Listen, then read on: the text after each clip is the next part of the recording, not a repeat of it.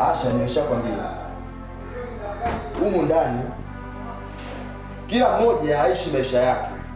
Niishi maisha yangu kivipi? Niachie hela. Mbona sikuelewe? Leo pote pote na siku zote. Niachie hela mimi. Unataka hela? Ndio. Unataka hela kula? Ndio, nataka hela kula. Sasa nisikilize.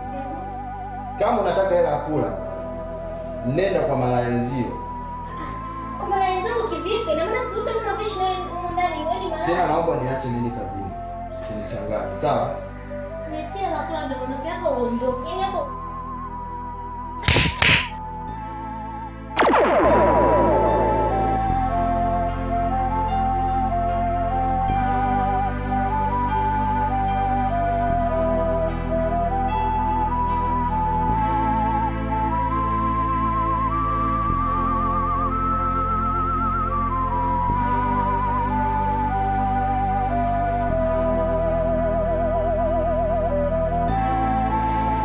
Juma, unanipiga mimi leo kisa malaya zako, si ndio? Wewe mwanamke, nisikilize nikwambie. Sawa? Yaani ukome iwe mwanzo na mwisho kunidai hela ya kula humu ndani. Kama unataka hela ya kula, wapigie simu wa malaya wenzio unaodeti nao nje wakuletee hela ya kula. Alafu sawa, mimi siwezi kuwa na mwanamke kama wewe. Mimi naona upo tu unajaza choo, unakula chakula changu cha bure, cha maana sioni unachokifanya. Kwani wewe mimi nimekuoa hapa wewe uje ule chakula cha bure? Kawaambiwa malaya wenzio wakupe hela kula uko nje, na sio mimi. Na jina kuniita mimi mume wako liwe mwanzo na mwisho.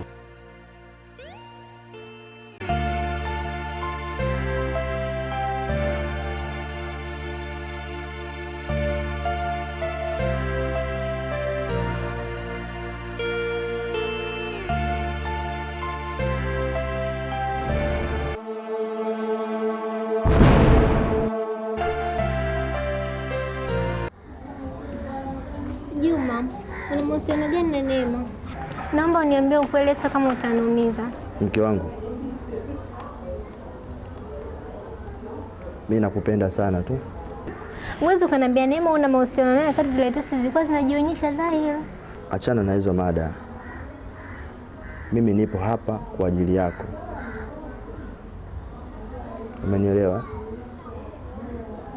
Mimi niko hapa kwa ajili yako na ndio maana nimekuoa, nimekuweka ndani. Nakuomba bwana. Hebu naomba usiwe na hasira, sawa?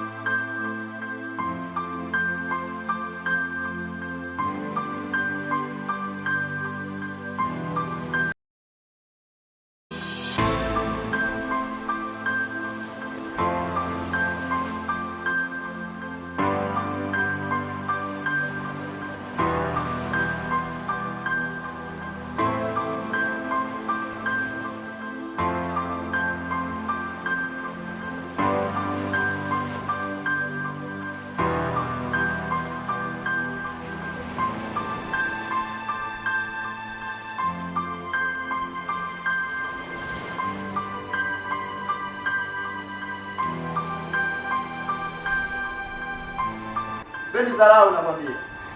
Sio upendi dharau. Kati ya mimi na yeye niambia namuonyesha mwenzie dharau. Yaani leo mimi siko kwenye mood kabisa ya kugombana na wewe. Basi utakuwa kwenye mood.